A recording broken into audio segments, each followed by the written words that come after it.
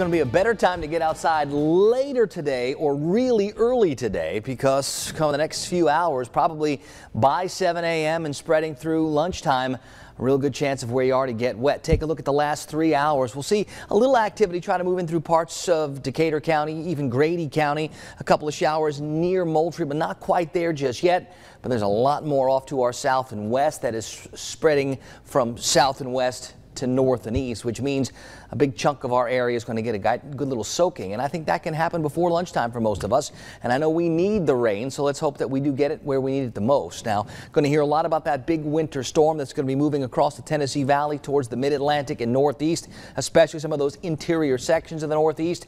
If you've got some travel plans, you want to double and triple check when those airports up there back up. That usually causes ripple effects all the way throughout the country. And I think they're in for a real big go at it for tonight into tomorrow. For us, we're going to get the southern extension of that system. It's going to bring a cool front through the area, and we're going to get some rain chances this morning. That's all. 51 degrees to get started in Tallahassee, 48 degrees in Valdosta. It's 46 this morning for us in Thomasville. There's a pretty good breeze out there. I'm not too concerned about fog this morning, and we're going to call this mild, especially for the middle of December. 48 degrees in Bainbridge, 49 at Camilla, 60 still at Apalachicola. We're at 49 at Madison Central, so most temperatures close to 50 with a few a little warmer than that. Here are those visibilities, all better than 8 miles. Now we can see that big mess making its way across the eastern third of the country. We've got that little spot here where that boundary, that leading edge of cooler air is being pulled across the Gulf Coast. It could trigger a couple of thunderstorms, especially offshore or to the east a little bit later on this morning. So we were watching for that. But I think for most of our area, what we're looking at will be some showers spreading across the region, and hopefully it brings with it a ½ inch, 3/4 of an inch worth of rain, and then gets out and gets done with us. And I think that's all likely to happen before lunchtime for western and central areas.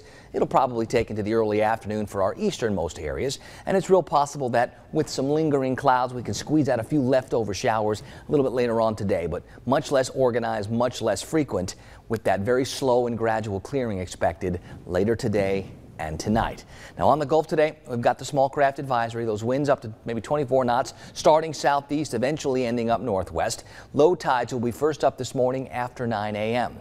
40s and 50s for temperatures, even a couple near 60. But let's put the rain chances near 90%. That's likely going to be a wet morning commute. It's a great morning to get going, maybe a little early, and maybe you can beat the rain before it gets where you are. I expect top temperatures up over 60, but just barely. The showers will come to an end from west to east.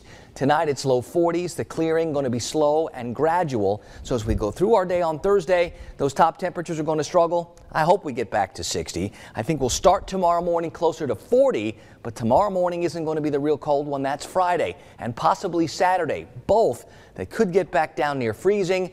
If you've got the early morning tea times Friday or Saturday, there may be a couple of frost delays out there, so be patient. It should warm up okay in the afternoons, and maybe we talk about a few more sprinkles late Saturday, early Sunday, but I'm not too big on those.